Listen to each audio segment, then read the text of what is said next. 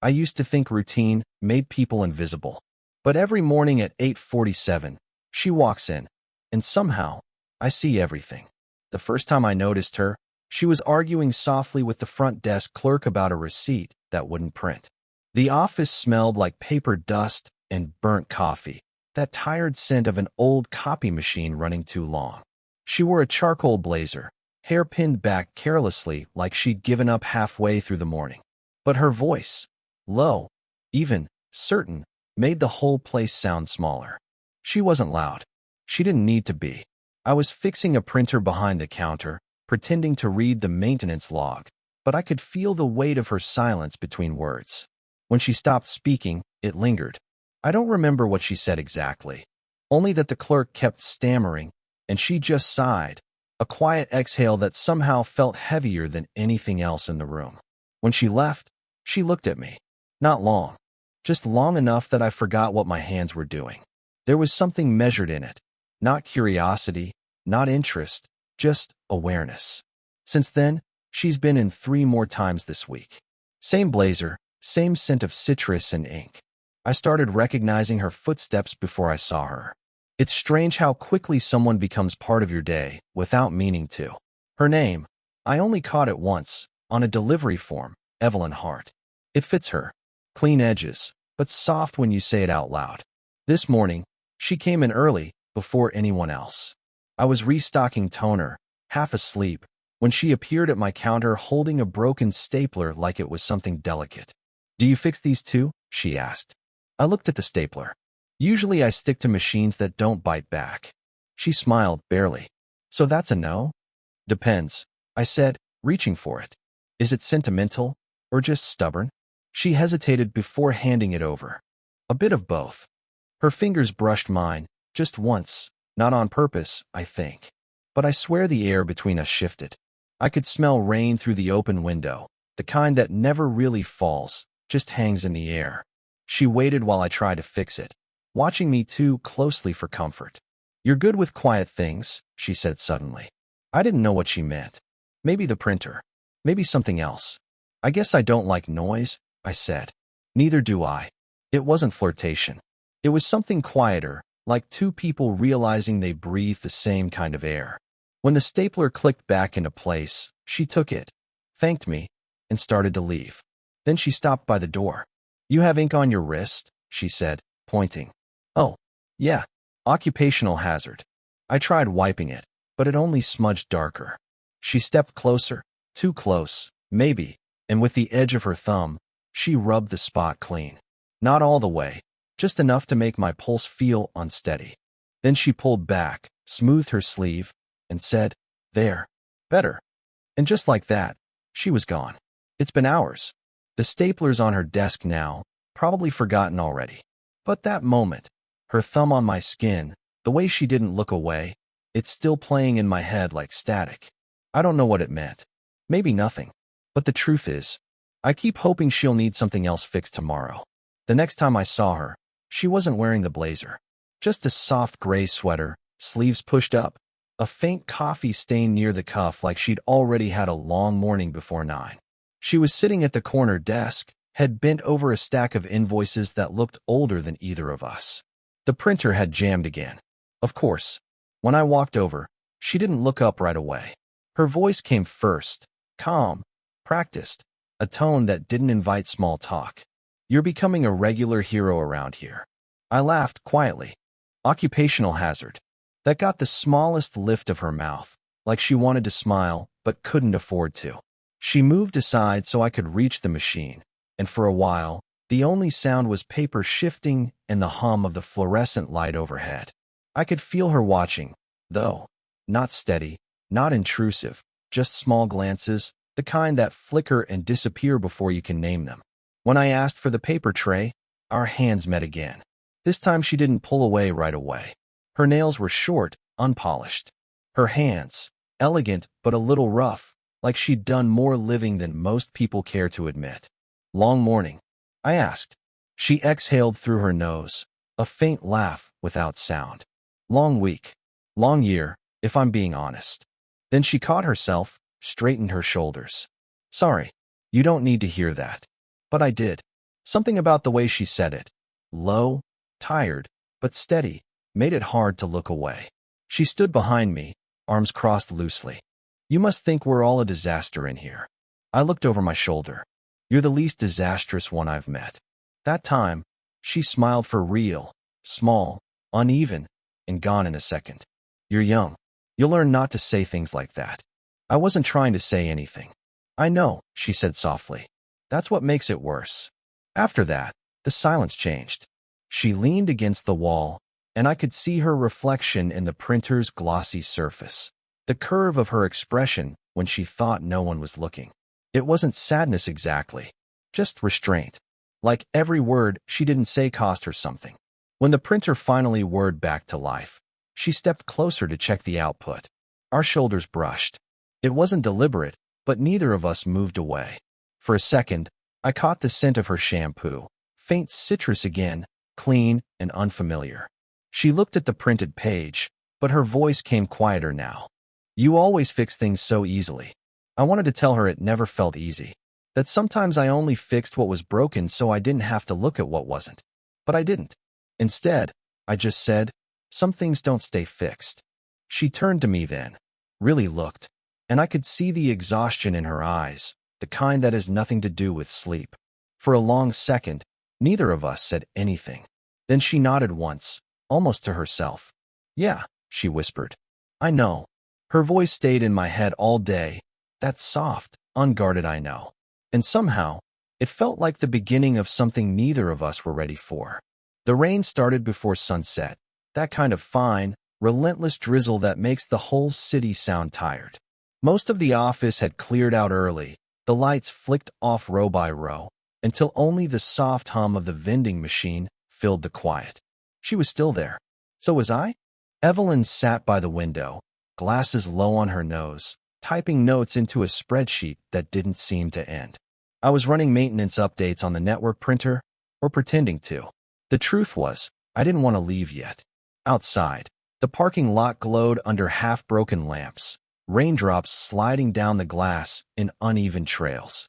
Every few minutes, she'd rub her temple or push her hair back, sighing in that way people do when no one's supposed to hear. You can head out, you know, she said without looking at me. You don't need to wait around for me to finish. I should have taken the out. But I said, I don't mind. The system's still updating. A lie. The progress bar had hit 100% 10 minutes ago. She finally looked up, adjusting her glasses. You always stay late. Only when someone breaks things after hours. That got a quiet laugh. Then I'm keeping you busy. I walked over to hand her a printout she'd forgotten, our fingers brushing again. That same static charge. Not electric, just aware. When she looked up at me, I saw something unguarded flicker there. Exhaustion, yes, but also warmth. The kind that scares you because it's too human, too near. I used to like the rain, she said suddenly. Used to. She shrugged, still watching the window. It used to mean quiet. Now it just means I'm stuck thinking. I leaned against the edge of her desk. Thinking about what? Nothing I should be. There it was, the pause. The kind that makes your pulse trip because you both heard something you weren't supposed to. Before I could answer, her phone buzzed. She glanced at the screen, froze. A man's name. I didn't catch it, but the change in her posture said everything. She silenced it without answering, placed the phone face down. Sorry, she said, softer now. Old habits. Her eyes looked glassy for a second, not with tears, but something heavier. Regret maybe. Or guilt. I didn't ask. You don't have to apologize. She laughed under her breath. Everyone says that right before they walk away. I'm not walking away. That made her look at me. Really look. The kind of look that holds too long, that crosses a line neither of you named. She reached for her coffee cup, hands trembling slightly. Don't, she whispered. I didn't know what she meant. Don't what? Don't look at her like that. Don't stay. Don't make her remember she's still capable of feeling something. The rain outside hit harder, drumming against the windows. I stepped back, forcing a breath I didn't realize I was holding. I'll finish up and lock the door when I leave. She nodded once, almost relieved. Thank you. But when I turned to grab my jacket, I saw her reflection in the glass, her hand hovering near her phone, her lips parted like she wanted to say something. She didn't. And neither did I. That night, the sound of rain kept me awake. Not because of the storm, but because I kept hearing her voice, quiet and unsteady, saying, "Don't." It had been a week since the rain. A week of pretending nothing had happened, though nothing had, not really. No words, no promises, no lines crossed. And yet everything between us felt different, heavier somehow. She avoided my desk now. Or maybe I avoided hers. Either way, the air had changed. When I finally saw her again, it was late again, the office half empty, lights dimmed to that sickly amber hue that makes everything look more personal than it should. She was sitting at the break table, alone, staring into a mug that had gone cold. I almost walked past. Almost. But then she said, without looking up, "You're good at disappearing." I stopped.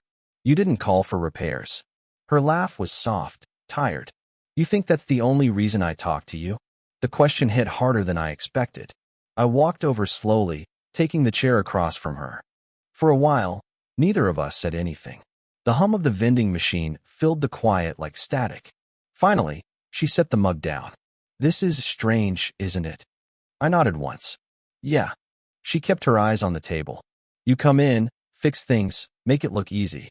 And for a few minutes, I feel like I can breathe again. Then you leave, and it's quiet. Too quiet." Her voice cracked slightly at the end, not broken, just worn thin. I didn't know what to do with my hands. I wanted to reach across the table, but I didn't. Instead, I said, "You make it sound like I'm the noise." She looked up then, eyes sharp, unreadable. "You are." That silence after, it wasn't awkward. It was real. The kind of silence that says the truth before either of you can stop it. She leaned back, crossing her arms. "This shouldn't be happening." "What shouldn't?" "This," she said, gesturing vaguely between us. "Whatever this is. I don't even know what to call it. Maybe it doesn't need a name." "That's exactly what people say before they ruin something," she murmured. I wanted to argue, but she was right. I could feel it. That quiet edge where something pure starts to bend under the weight of what it could become. Her gaze softened then, all the guard gone. "You remind me of something I lost. Or maybe someone I used to be." She didn't mean it to sound cruel. It didn't. It just hurt. I swallowed, tried to steady my voice. "You don't have to keep pretending you don't care." She blinked slowly. "It's not about caring. It's about knowing better." Then she pushed back her chair and stood, slow, deliberate, like she was stepping away from a ledge. "I think we've already said too much," she whispered. I stood too, not sure if I was supposed to follow or stay. "Evelyn." She turned, cutting me off with the faintest shake of her head. "Don't make me explain what I can't afford to feel." She left her mug behind. The coffee inside had gone black and cold. I sat there long after she was gone, staring at the faint lipstick mark on the rim, the only proof that she'd been real. And for the first time, I wished she hadn't said anything at all. I didn't see her for almost 2 weeks. No printer calls, no hallway glances, no quiet laughter by the copy room. Just absence, clean, deliberate, suffocating. I tried not to notice, but everything in that building echoed her.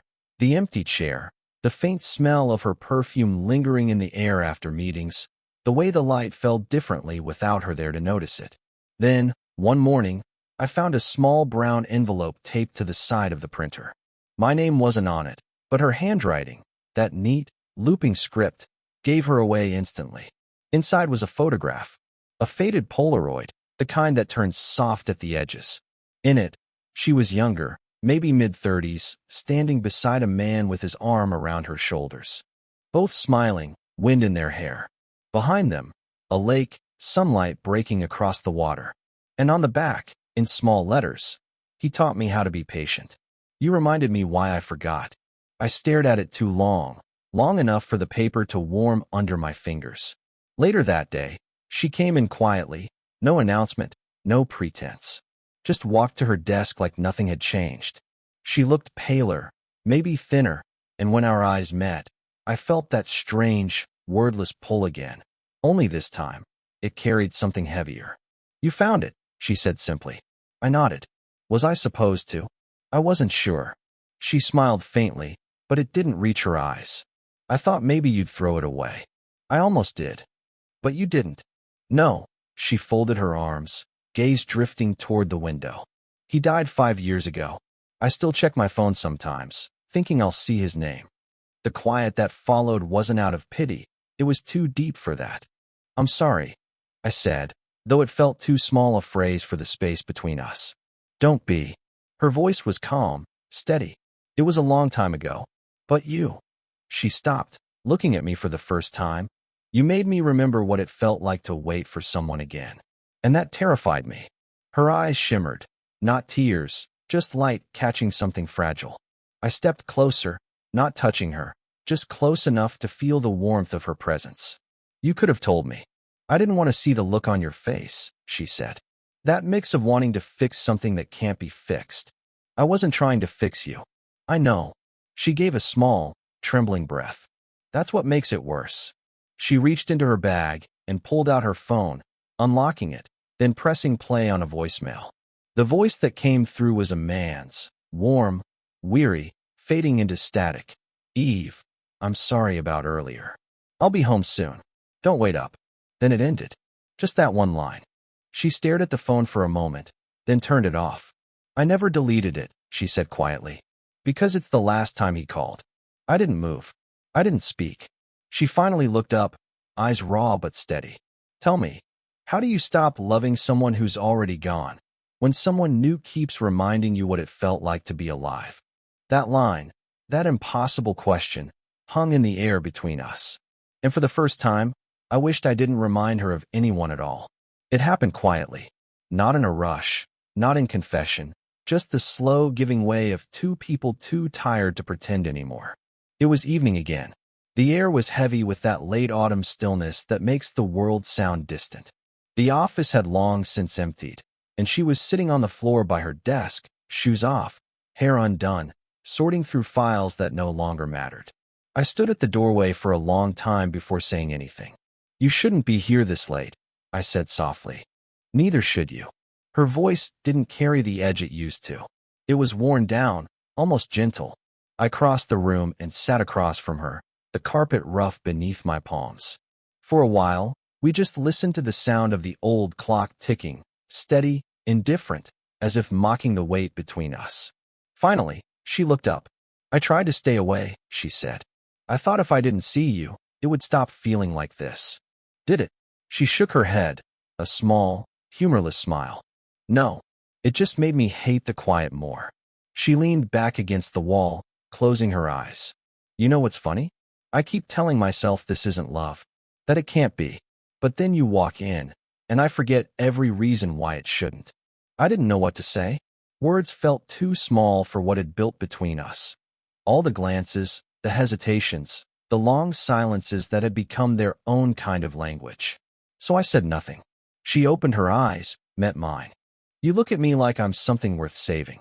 You are, I said, before I could stop myself. That broke something, not loudly, not visibly, just a soft exhale, the sound of surrender disguised as breath.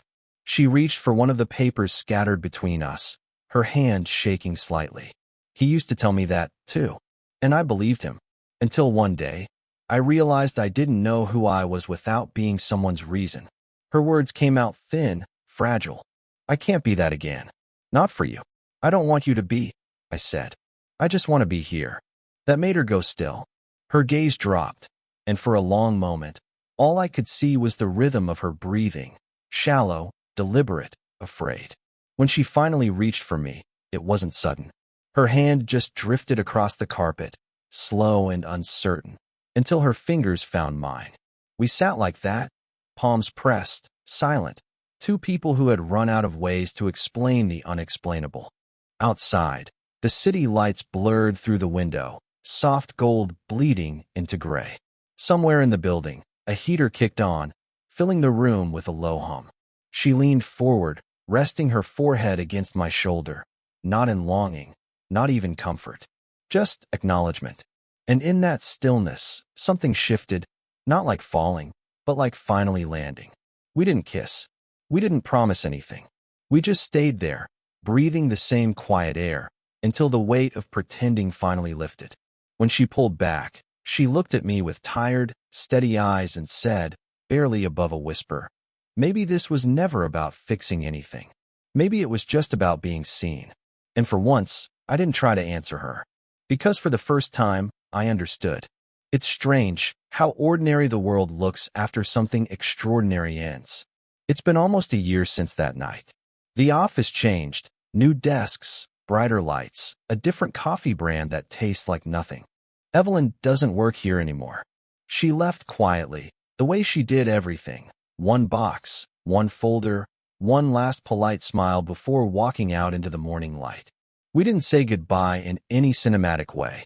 No tears, no promises, just a long pause by the door.